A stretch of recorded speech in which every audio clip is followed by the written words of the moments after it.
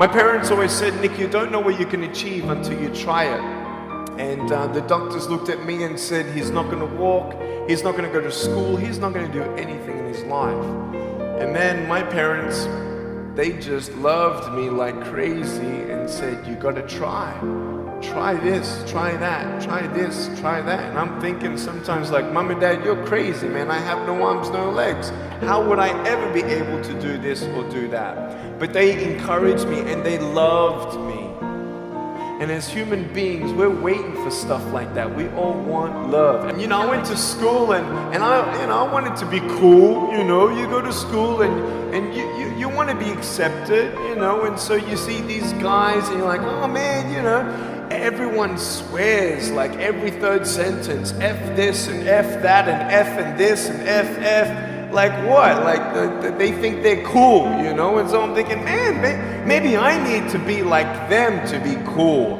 And then you compare each other with how we look, and I wish I was smarter, I wish I was taller, I wish I was shorter, I wish I was more popular, I wish I did this, I wish I didn't have that.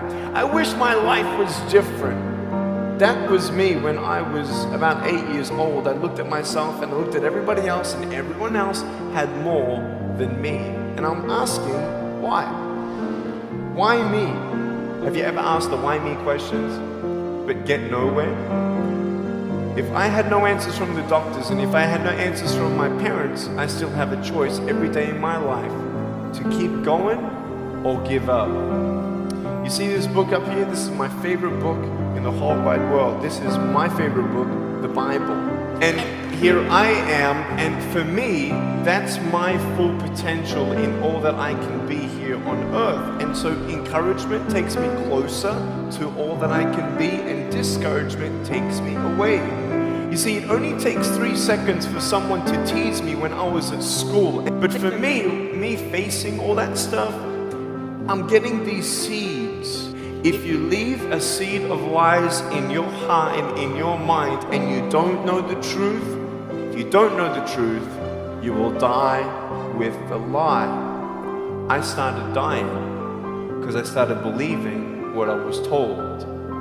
I want you to know the 3 things that I needed to come to in my life is the truth of my value, the truth of my purpose, and the truth of my destiny. I want you to know something. In our mind, we put ourselves down all the time. I want you to know that you might be playing around. I could pretty much say that 98% of you have teased someone in your life. I tried to commit suicide because of people who thought they were having fun, not knowing the hell that I was going through. The people you're teasing, what if the person you're teasing is the person who's thinking of committing suicide? What if the person you're teasing is the one who's tried to commit suicide, who hates their life because of you? We need hope. So find something else to do. Find positive things in your own life. I don't care about how you look. I will never, ever, ever tease you. I will never tease you. I could tease you. I could be tough.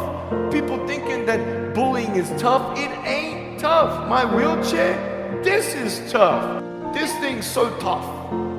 When my friend built this for me, he said, you're gonna love it. I said, what, does it go fast? He said, no, but it's tough. And I said, well, what do you mean? He said, you'll find out. One day, I needed to move a car. So I got my wife to put my car, my 66 Chevelle, in neutral. It's a 2.5 ton car, and I backed it back. This thing is tough.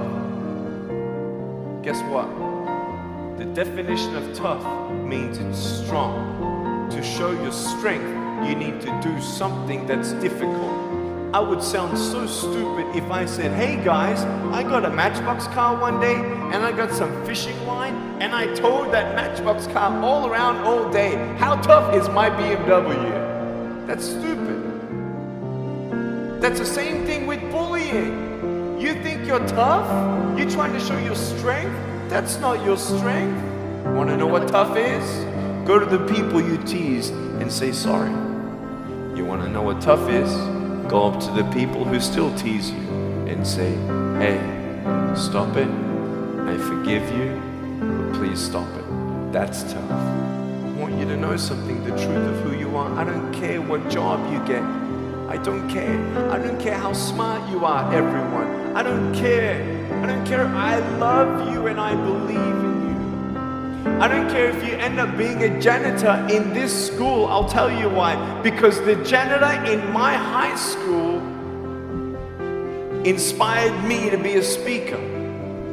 He changed my life. I spoke in front of 10 people, then another 10, then another 10, then I found myself in front of 300 sophomore students. And 3 minutes into my speech, half the girls were crying, and one girl in the middle of the room started weeping, and she put up her hand and she said, I'm so sorry, can I come up there and give you a hug? And in front of everybody, she came up and she hugged me and she cried on my shoulder and she whispered in this ear, thank you, thank you, thank you. No one's ever told me that they love me. No one's ever told me that I'm beautiful the way that I am. It was because my parents told me that I was beautiful that I'm still here. Some of you don't have those parents, and that's why I'm here. I love you and you're beautiful just the way you are. Never, ever give up.